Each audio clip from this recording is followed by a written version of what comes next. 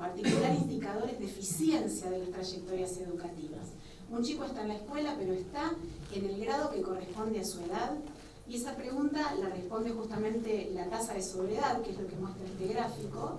En rojo tienen, el primer grupo de barras es para el primario, el segundo para el secundario.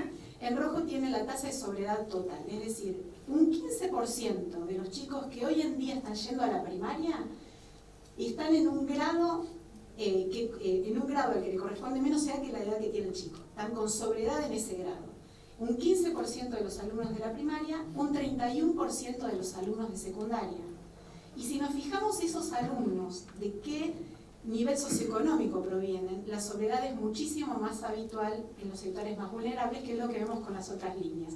La línea oscura es para el perfil más pobre de la población. 20% de los chicos en primaria del tercio más pobre están con sobriedad. Casi 50% de los chicos del tercio más pobre en secundaria están con sobriedad.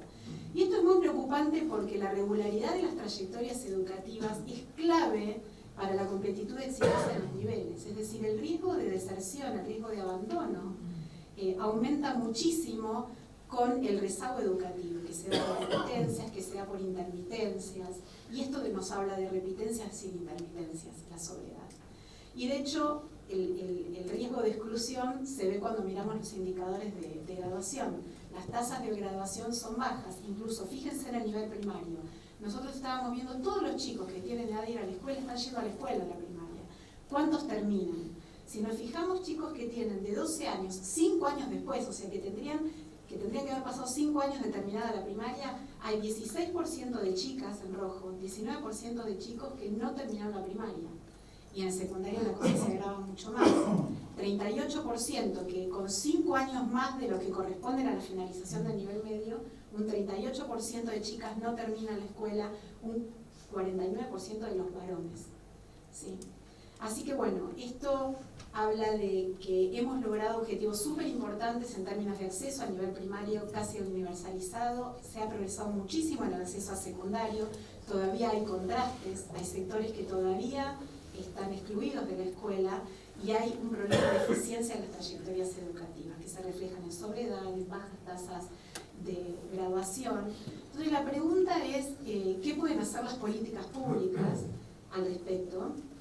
Por supuesto, podríamos hablar de políticas educativas, pero quiero traerles acá un ejemplo de una política que no es una política educativa, que es una política de protección social como la asignación universal por hijo, que al tener un componente educativo ha tenido un impacto importante. Y esto nos da la ilusión de que algo que no estaba diseñado para esto funcionó. Las cosas que están diseñadas tienen que funcionar mucho más. Entonces déjenme contarles este ejemplo a partir de un estudio que hemos realizado. Como todos saben, la UH se implementó a fines del año 2009 y tuvo como objetivo extender los derechos, asignaciones familiares de todos los que estaban fuera del sistema contributivo. Entonces, estaban incluidos los trabajadores informales, desocupados, inactivos, después se extendió a monotributistas sociales, trabajadores del servicio doméstico. La UH tiene dos componentes claves. Consiste en transferencias monetarias, que se le da por cada hijo menor de 18 años, hasta un total de 5 hijos. Y la clave de esas transferencias es que son condicionadas. ¿Condicionadas en qué? En que los niños reciban atención de salud, vacunas, controles y que vayan a la escuela, que a partir de los 5 años vayan a la escuela. ¿Qué pasa si, y cómo se implementa este mandato, esta condicionalidad, cómo se hace cumplir? Bueno, los beneficiarios de la UH cobran un 80% de la transferencia mensual todos los meses y el 20% restante se va acumulando en una cuenta que se puede cobrar una vez al año después de certificar el cumplimiento con las condicionalidades. Entonces, con relación a la condicionalidad educativa, hay que mostrar un certificado que el chico fue a la escuela durante todo el año y se libera ese 20%. ¿Qué pasa si no se certifica el cumplimiento con la condicionalidad? Automáticamente se pierde el 20% acumulado y además el eventual riesgo de suspensión del programa. Estos son temas que están muy discutidos, yo no me voy a meter en eso, pero funciona así hoy en día, ¿sí?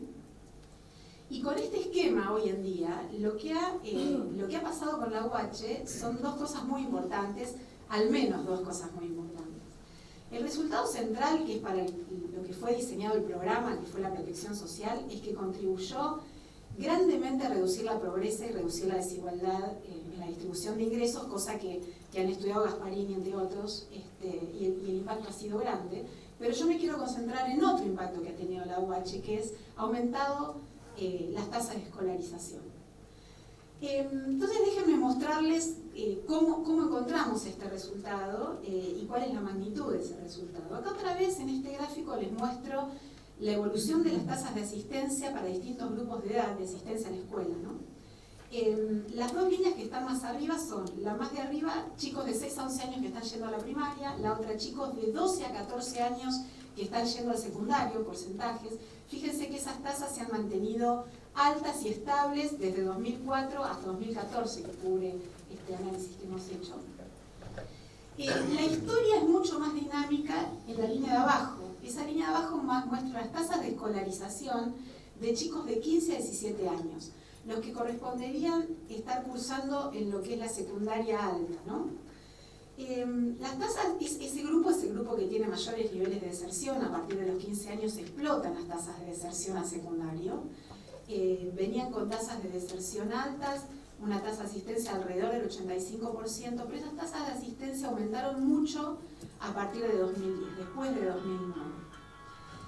Poniendo el zoom en qué pasa con este grupo de 15 a 17 años, vamos a ver qué pasa dividiéndolos por nivel de ingreso.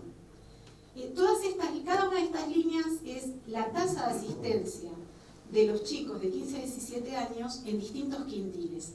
Adivinen cuál es el quintil más bajo, más pobre, la línea de abajo. Mayores tasas de deserción, pero además más dinámica, más progreso en el periodo. Es decir, que este progreso en las tasas de escolarización de los chicos más en riesgo, los de 15 a 17 años, se motorizó fundamentalmente por lo que les pasó a los chicos más pobres. Entonces la pregunta que nos hacemos, y justo coincide con cuando se implementó la UH, ¿no?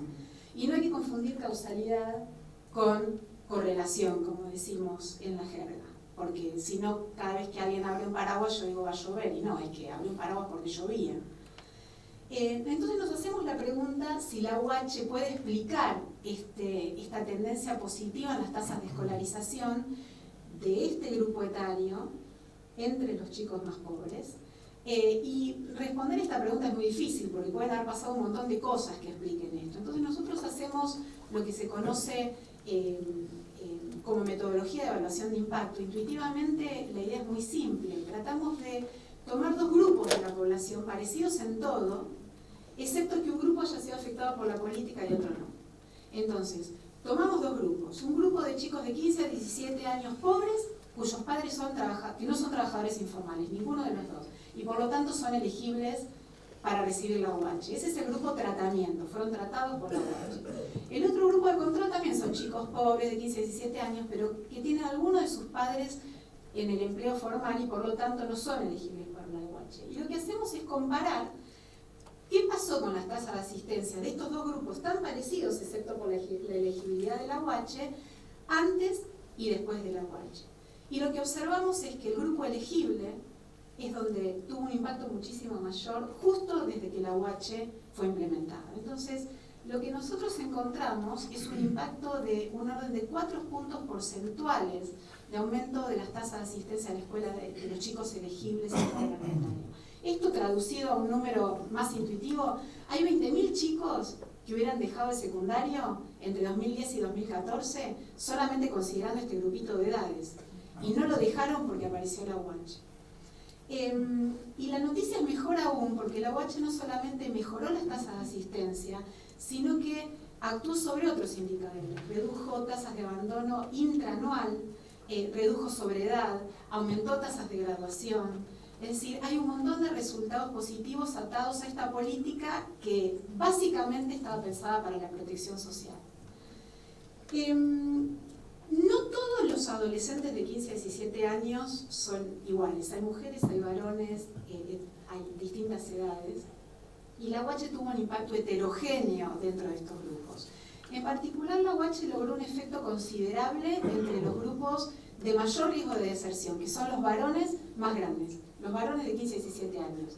En ese grupo había un efecto, yo les dije, 4 puntos porcentuales en promedio, para los varones de 6 puntos ese efecto. En cambio, para las mujeres y para los chicos más jóvenes, el impacto fue bastante menor. Y esto tiene que ver porque son justamente grupos con menos riesgo de deserción. Los que dentro de esos grupos están fuera de la escuela son más vulnerables y no alcanza la plata para traerlos de nuevo a la escuela o para mantenerlos en la escuela. Entonces esto nos enseña, en primer lugar, que incluso con una herramienta tan simple como una transferencia monetaria se pueden cambiar cosas, pero que esto de ninguna manera es suficiente. Se necesitan, por supuesto, políticas complementarias más focalizadas. Hay un indicador de riesgo en el sistema educativo que es cuántos años de rezago escolar tiene un chico. Si el chico tiene 2 años de rezago escolar, se prende una luz roja. Ahí hay que actuar. Ese es un indicador que surge del interior del sistema educativo. Pero la UH es otro indicador que podemos usar. Porque cuando una familia vulnerable no presenta un certificado de escolaridad del hijo, ahí se tiene que encender una luz roja que active otras políticas que funcionen focalizadamente. Focalizar políticas es muy difícil y acá ya tenemos una herramienta funcionando. Entonces, vale la pena aprovecharla. Muy bien. Hablamos de quiénes están adentro de la escuela, cuántos están afuera, además, qué están aprendiendo los chicos que están adentro de la escuela. Déjenme contarles entonces un poco acerca de los resultados educativos a partir de las pruebas PISA, que es el Programa para la Evaluación Internacional de Estudiantes de la OECD. La PISA lo que hace es evaluar a estudiantes de 15 años. Acuérdense que les dije, 15 años es la edad donde explotan las tasas de deserción, y eso no es solo en Argentina, es en el mundo así. Y los evalúan en 3 áreas claves: matemáticas, comprensión lectora o lengua y ciencias. Lo que se busca es conocer los conocimientos y habilidades que esos chicos de 15 años tienen para insertarse en el mundo adulto, en particular para insertarse en el mundo laboral.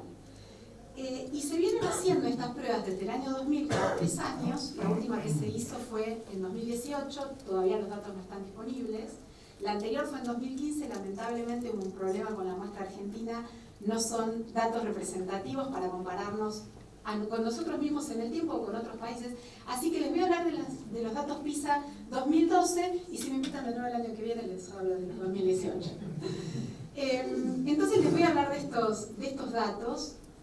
¿Cuánto saben los chicos de 15 años, en este caso en matemáticas, en el mundo? O al menos en todos los países que participaron de esta edición de PISA, que fueron 65. Cada barra representa el puntaje promedio de los estudiantes en matemáticas y en rojo está Argentina. Fíjense que nos va bastante mal, por no decir muy mal en el contexto internacional. Posición 59 de 65 países. Y con justicia ustedes me podrían decir, bueno, te estás comparando con... La mayoría de estos países son de la OECD, son países con un nivel de desarrollo superior a Argentina, definitivamente. Comparémonos con Latinoamérica, son las barritas azules. Estamos también bastante mal en el contexto de América Latina. De hecho, pareciera que nos estamos rezagando con respecto a nuestros países hermanos, porque fíjense, Argentina está en rojo, esa es la evolución de los puntajes en matemáticas a lo largo de las pruebas. Argentina se quedó prácticamente estancada. Fíjense Brasil. Brasil es la línea verde que viene de abajo de todo y sube, nos alcanzó y nos pasó. Fíjense México, ya estaba por arriba de nosotros y sigue aumentando. Entonces, esto es una señal de alarma de cómo estamos acumulando capital humano y con qué calidad de capital humano nos vamos a tener que manejar en el futuro.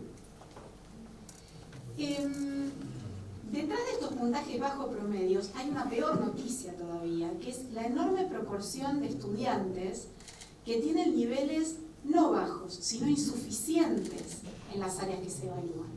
La altura de estas barras mide el porcentaje de alumnos en Argentina a lo largo de las pruebas de 2006, 2009, 2012, que no alcanzan los conocimientos mínimos para funcionar en el mundo. Imagínense, no saben cómo tramitar una tarjeta SUBE, no entienden las instrucciones de un cajero automático, como cosas mínimas, ¿sí? Esto es analfabetismo funcional. No es el analfabetismo de no saber leer y escribir, es el analfabetismo de puedo leer, puedo escribir, pero no entiendo. Y la mala noticia es que estos 2/3 de los alumnos con estos conocimientos insuficientes no ha variado o en todo caso ha aumentado en las últimas ediciones. Así que ahí tenemos un problema grave. Más grave todavía, porque esto es lo que saben los chicos que a los 15 años todavía están en la escuela. Y los que están afuera de la escuela es un problema. Por supuesto que los... Sí, ya cierro. Por supuesto que los conocimientos son acumulativos, ¿no? Y esto no es culpa del secundario nada más. Entonces, si vamos a las pruebas a aprender del año pasado, ya nos dicen que en el último año de la primaria hay un 41% de los chicos que tienen conocimientos insuficientes, por debajo del nivel de suficiencia. Muy bien. Mal de muchos consuelo de tontos, en la mayoría de los países de América Latina, las barras rojas, salvo la primera que es la OECD, todos los demás tienen más del 50% de los chicos por debajo de los niveles de suficiencia en matemáticas. Y cuando vamos a las pruebas de lectura, más o menos lo mismo, nos va bastante mal, y en donde nos va súper bien es en este ranking, que es el ranking de cuán desiguales son los puntajes de nuestros alumnos. ¿Sí? ¿Por qué tanta desigualdad en Argentina? Hoy a la mañana escuchamos hablar de desigualdades económicas. ¿Por qué tanta desigualdad en los aprendizajes? Que obviamente mañana son el capital humano para producir otros recursos necesarios para la vida, ¿no?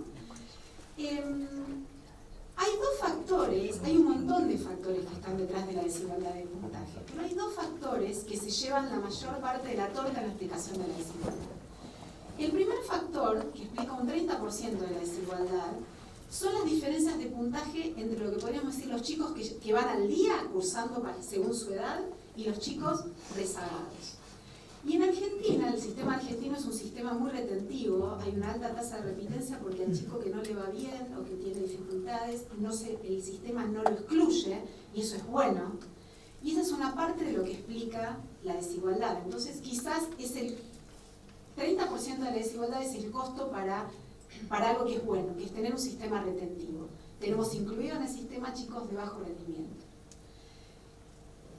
La otra explicación de la desigualdad, o la otra parte que se lleva también un 30% de las explicaciones, ya no es una tan buena noticia como la anterior, porque un 30% de la desigualdad se explica por diferencias en el nivel socioeconómico de las escuelas. Y esto nos habla de los problemas, además de otros problemas sociales que trae la segregación escolar por nivel socioeconómico, que es alta y creciente en Argentina. Hay otros problemas, porque aparentemente, según este estudio que hemos hecho hace unos años, estar en un contexto de mayor nivel socioeconómico te ayuda a que te vaya mejor. Entonces, si las escuelas están segregadas, chicos ricos en escuelas para ricos, chicos pobres en escuelas para pobres, esto se potencia y esto se hunde. Entonces, la segregación entonces contribuye como un condimento súper peligroso a este combo. Y esto también tiene que ver con explicar la brecha que hay entre escuelas privadas y públicas, que generalmente se atribuye únicamente a la calidad y tiene que ver con la calidad, pero también tiene que ver con el contexto socioeconómico de las escuelas. Simplemente en este gráfico mide la proporción de chicos de los distintos quintiles que van a la escuela pública. Está de más decirles que la mayor parte de los chicos pobres van a la escuela pública, salvo algunos casos excepcionales de escuelas privadas que son única oferta en su zona y demás, que son subvencionadas, becadas, etc. Pero esto habla de los riesgos de la segregación escolar y del nivel socioeconómico, que potencia los resultados buenos y atenúa, y potencia también, pero para el otro lado, los resultados malos. Bueno, y para terminar entonces, algunas reflexiones finales. Vimos entonces que los indicadores de acceso a la escuela son relativamente altos en Argentina si nos comparamos con nuestra América Latina, que hubo mejores en las tasas de escolarización, pero todavía son insuficientes. Estamos lejos de los niveles de cobertura y de la eficiencia de las trayectorias educativas de países más desarrollados. Y esto obviamente que habla de que hay un margen para reducir la exclusión educativa, pero esto requiere identificar las causas, o sea, los mecanismos y las causas últimas que determinan esos riesgos de exclusión. Esto es en términos del acceso. Mucho menos auspiciosa parece ser la situación en términos de aprendizajes. Argentina tiene un desempeño pobre en el contexto internacional, pero también en el contexto regional. y da la sensación que las cosas no están mejorando. Necesitamos definitivamente aumentar la calidad en educación, especialmente en las escuelas públicas, en donde se concentra la mayor parte de la población vulnerable, para compensar sus desventajas, ¿no? Es la única manera de que haya igualdad de oportunidades y garantizar la movilidad social ascendente, de la que tanto nos hemos vanagloriado. No vanagloriado, sino tanto nos hemos enorgullecido. Eso es todo. Muchas gracias.